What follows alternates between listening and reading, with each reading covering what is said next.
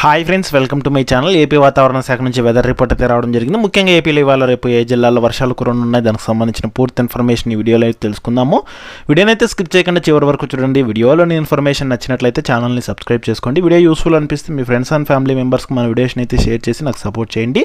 అలాగే చాలామంది వీడియోస్ చూస్తున్నారు కానీ లైక్ చేయట్లేదు. మీరు ఎన్ని లైక్స్ చేస్తే నాకు అంత సపోర్టివ్గా ఉంటుంది, వీడియో కూడా ఎక్కువ మందికి రీచ్ అవ్వడం జరుగుతుంది. వీడియో యూస్ఫుల్ అనిపిస్తే ఛానల్ని రెగ్యులర్గా అయితే ఫాలో అవ్వండి. ఇక టాపిక్లోకి అయితే వెళ్ళిపోదాము. బంగాళాఖాతంలో కొనసాగుతున్న వాయుగుండం ఒడిశా తీరంలో అల్పపీడనంగా బలహీనపడింది. ఇది ఛత్తీస్గఢ్ ఒడిశా సరిహద్దు దిశగా కదులుతూ మరింత బలహీనపడుతుందని వాతావరణ శాఖ అయితే తెలిపింది. ఇక పూర్తి వివరాల్లోకి వెళ్ళినట్లయితే ఒడిశాలోని చిలకా సరస్సు సమీపంలో కేంద్రీకృతమై ఉన్న వాయుగుండం సముద్రంలోనే బలహీనపడింది. ఇది ప్రస్తుతం పూరికి నైరుతి దిశగా 40 కిలోమీటర్లు, గోపాల్పూర్కు తూర్పు ఈశాన్యంలో 70 కిలోమీటర్ల దూరంలో కేంద్రీకృతమైంది. ఇది క్రమంగా తీరం వైపు కదులుతూ మరింత బలహీనపడి అల్పపీడనంగా తీరం దాటే అవకాశాలున్నాయి విశాఖ తుఫాన్ల హెచ్చరికల కేంద్రం అధికారులు తెలిపారు. మరోవైపు తూర్పు మధ్య బంగాళాఖాతంలో రుతుపవన ద్రోణి స్థిరంగా అయితే కొనసాగుతోంది. ఇది ప్రస్తుతం ఒడిశా తీరం మీదుగా రాయపూర్కి సమీపంలో కేంద్రీకృతమై ఉంది.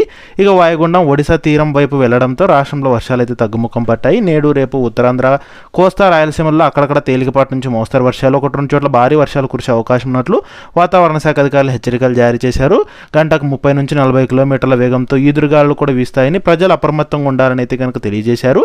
ఇక దీని ప్రభావంతో ఏపీలో ఇవాళ రేపు పార్వతీపురం, మన్యం, అల్లూరు సీతారామరాజు, కాకినాడ, కోనసీమ, తూర్పుగోదావరి, పశ్చిమ గోదావరి, ఏలూరు, కృష్ణా, ఎన్టీఆర్, గుంటూరు, బాపట్ల, పల్నాడు, ప్రకాశం, కర్నూలు, నంద్యాల జిల్లాలో అక్కడక్కడ మోస్తరు వర్షాలు కురిసే అవకాశం ఉన్నట్లు ఏపీ విపత్తుల నిర్వహణ సంస్థ తెలిపింది.